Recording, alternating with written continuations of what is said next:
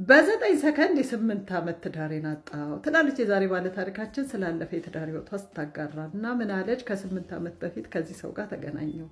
መቼም ቆንጆ የተለየው የተማርኩ ስለሆንኩ አይደለም፣ እንደው እግዚአብሔር ከላይ ሲያድለኝ ነው ይሄን የመሰለ የትዳር አጋርና ትዳር የሰጠኝ ትላለች። እንግዲህ ይሄ ሰው በጣም ደግ ፕሮቴክተር ፕሮቫይደር ትዳሩን ሲንከባከብ ልጆቹን ለኔ ፍቅር ሲሰጠኝ አቤት ኢንቲሜሲ ያው በጓዳ ባልጋም አይታማም በጣም ደስተኛ ነኝ አለች። እንደውም አንዳንዴ አንተ ንጉስ ነህ እግዚአብሔር አምላክ ለአንተ ንግስት ስላደረገኝ እግዚአብሔር ይመስገን እለዋለሁ አለች። እና ታድላ እናንተ የሰው ልጅ በዚህ ልክ የትዳር ህይወቱንና ትዳሩን ሲያደንቅ መጀመሪያ ናት።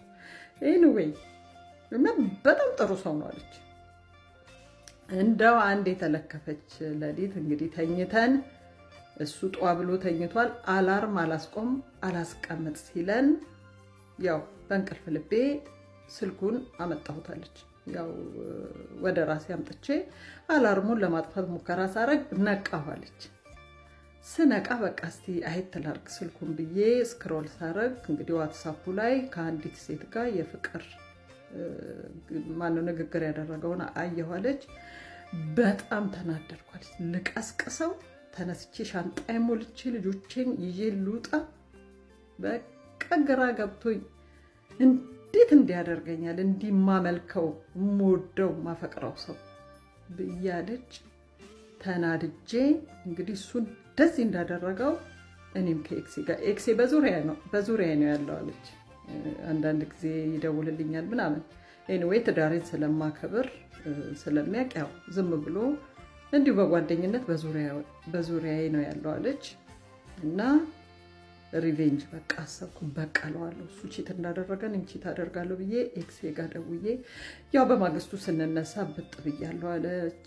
ምን ሆንሽ ምናምን ብሎ ያው ለማቀፍ ለመሳም ሙከራ አደረገ። ያው ሪጀክት አደረግኩት። እንደምንም ቁርስ መጥቶ ወጣለች። እኔም ልጆቼን ሁሉ እንደሚሆን አድርጌ ኤክሴ ጋር ደውዬ አገኘሁትና ከሱ ጋር አለሜን ቀጭቼ ታባቱ እያልኩ ጉድ ብለን ስንወጣ መቼም ሰው አልነገረው ቴክስት አይደል ምንም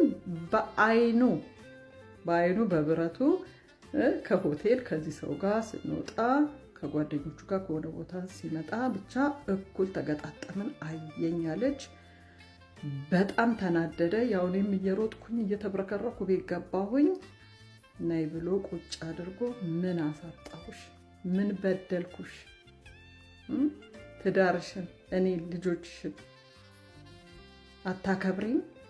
እንዴት ከማንም ሰው ጋር እንደዚህ ቺት ታረጊያለሽ ብሎ ብቻ አበዳለች።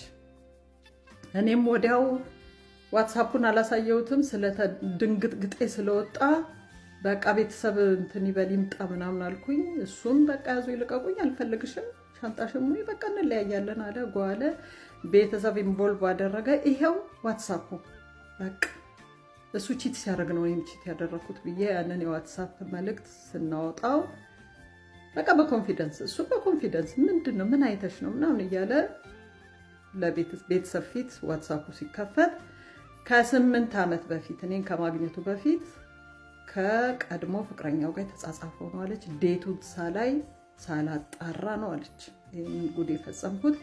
ባለቤቴ ያናደደው ቺት ማድረጌ ብቻ ሳይሆን ምክንያቱ ዴቱን እንዴት አትጠይቅኝ፣ ስለዚህ አልፈልግሽም ማለት ቢለመን ቢሰራለች።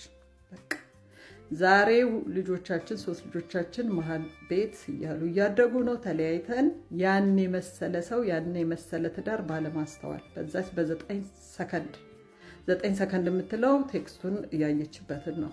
በዛች 9 ሰከንድ ኑሮዬን ትዳሬን ሜስዳፕ አደረኩ። ስለዚህ ሴቶች አስተውሉ ብላ ነው እንግዲህ ስታወራ የሰማሁት።